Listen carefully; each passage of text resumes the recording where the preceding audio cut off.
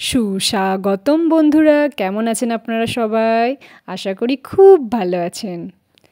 আগের ভিডিওতে জার্নিটা শেষ করতে পারিনি, তো এই ভিডিও নিয়ে চলে এসেছি বাকি অংশটুকু দেখানোর জন্য। সঙ্গে থাকুন। যেমনটা আগের ভিডিওতে বলেছিলাম যে আমরা বেরিয়ে পড়েছিলাম পেলিং থেকে। সেদিন ছিল আমাদের সিকিমে পঞ্চম দিন। বাইরে এরকম মনোরম দৃশ্য আর হাতে ক্যামেরা, ফটোগ্রাফি ভিডিওগ্রাফি করার জন্য। তো ওই করতে করতে আমরা নিচে নামছিলাম পেলিং থেকে। তা করতে করতে আমরা এক জায়গায় পৌঁছে গেলাম। ড্রাইভার দাদা আমাদের বললেন দুপুরের খাওয়াটা এখানে সেরে নিতে। তো অনেকেই খেয়েছিল, কিন্তু আমরা ভাবলাম যে একবারে শিলিগুড়িতে গিয়েই খাবো।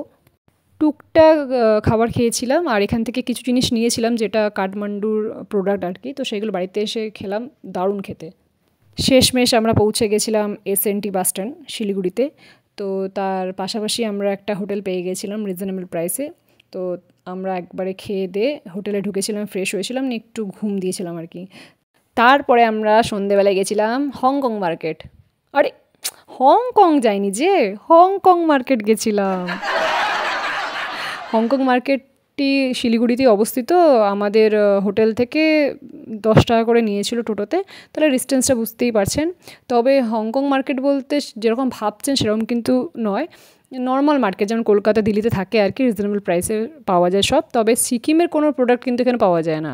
যদি আপনি ভাবেন যে আমি গ্যাংটকে না কিনে এখানে কিছু কিনবো কারোর জন্য বা নিজের জন্য, সেটা কিন্তু এখানে পাবেন না। ছাতাটা পাবেন, ছাতাটা সস্তায় পাবেন। সব জায়গায় একই দাম বলছিল, তবে একটা দোকান আমরা পেয়েছিলাম যেখানে কিন্তু দামটা কম নিয়েছিল। ফেরার সময় আমাদেরকে টোটো এসএনটি বাস স্ট্যান্ডের উল্টো দিকটায় নামায়, Apsara bus stand, private bus stand, যেখান থেকে আমরা গ্যাংটক যাওয়ার বাস ধরেছিলাম। যেহেতু এসএনটি বাস স্ট্যান্ডে তখন গভর্নমেন্ট বাস ছিল না, সেজন্য। পরের দিন ট্রেনে খাওয়ার জন্য শুকনো খাবার দাবার নিয়ে আমরা হোটেল চলে আসি। হোটেলের বাইরেটা ভেতরটা একটু আপনাদেরকে দেখিয়ে দিচ্ছি। এখানে যিনি ছিলেন তিনি হচ্ছেন মালকিন, তার মেয়ে, দুজনে ছিলেন। তো তারা তিব্বতের আর কি, টিবেটের লোক, যেটুকু বুঝলাম, ওদের থেকে জানতেও পারলাম। আর যে এখানে কাজ করছিলেন একটা দাদা, সে হচ্ছে কারসাংয়ের। আমি বললাম, বা কারসাং যাচ্ছে সবাই এখান থেকে, অন্যান্য জায়গা থেকে, আর আপনি কারসাং থেকে আসছেন।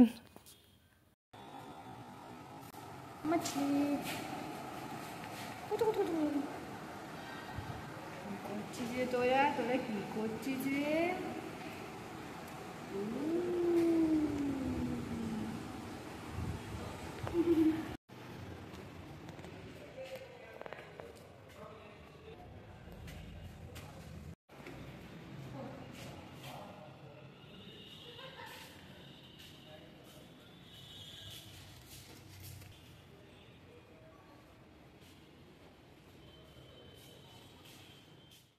রাতের বেলা দেখালাম, এবার সকালবেলাটা দেখিয়ে দিই যে কেমন লাগছে ভেতরটা। সেরকম কিছু না, আগেও বলেছি আমরা একটু রিজনেবল প্রাইসে থাকি, আর পরিষ্কার পরিচ্ছন্ন হলেই আমাদের চলে। তো তবেই আমরা ঘুরতে পারি আর কি। আপনাদেরকে জানিয়েছি আগে যে যখন হোটেলের রুমে আমরা ঢুকি বুক করে, তখন আমাদের মাথায় থাকে না ভিডিও করতে, কারণ তখন এত টায়ার্ড ফিল করি। তো ওই জন্য বেরোনোর সময়তে ভাবলাম যে একটু ভিডিও করে নিই আপনাদের জন্য। আর আমার মা নিচে নেমে গেছে, আর ভাই ওয়েট করছে আমার কতক্ষণে হবে। তো পিছনটা দেখিয়ে দিচ্ছি। এখানে পুরনো কিছু একটা অফিস বা বাড়ি কিছুটা ছিল, অফিসই মনে হচ্ছে। তো আপনারা জানেন বা বুঝতে পারছেন নাকি দেখুন। তো আমি তো বুঝতে পারিনি যে কী ছিল, আর ইউজ হয় না আর কি, অ্যাবান্ডেন্ট হয়ে গেছে। আর এই বাথরুমটা মোটামুটি পরিষ্কার দেখুন। টোটোতে করে আমরা বেরিয়ে পড়ি। খুব দূর নয় বা অনেকক্ষণ লাগার ব্যাপার টোটোতে, তা নয়, কিন্তু মাঝখানে মাঝখানে একটু জ্যাম লেগে যায় আর কি।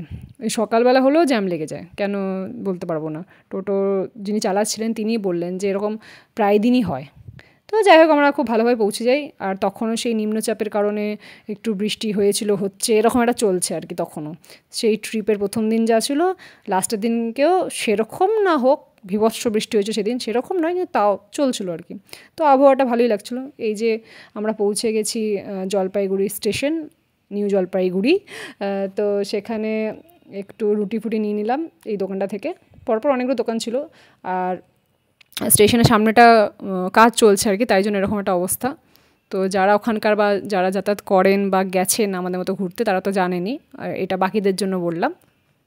তো আপনারা ট্রেনে ওঠার আগে এখানে খাবার দাবার খেয়ে নিতে পারেন বা কিনে নিতে পারেন। আমাদের ট্রেন ছিল 10:45টার সময়, তো আমরা খাবার কিনে নিয়ে একদম ট্রেনে উঠে পড়ি, তারপরে ট্রেনে খাই।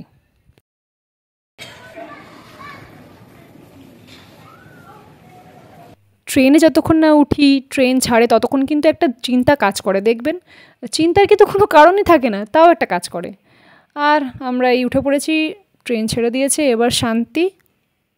দেখুন, দেখছেন তো ভাই কেমন বদমাশি করছে, ওই যে আমি ভিডিও করছি বলে। নিউ জলপাইগুড়ি স্টেশন যখন ছাড়ে তখন কিন্তু অনেক চা বাগান দেখতে পাওয়া যাচ্ছিলো। তো আমি চেষ্টা করছিলাম ক্যামেরা বন্দি করার, কিন্তু হচ্ছিল না, কারণ কাজ দেওয়া ছিল, যেহেতু বাইরে বৃষ্টি হচ্ছিলো, তাই জন্য ফোকাস নিতে পারছিল না ক্যামেরা।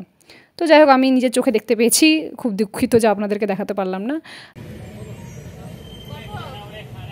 আর এই যে বিভিন্ন নদী নালা জমি সব পেরিয়ে আমরা এগিয়ে চললাম আমাদের আসল জায়গায়, যেখানে আমাদের চাষবাস সব।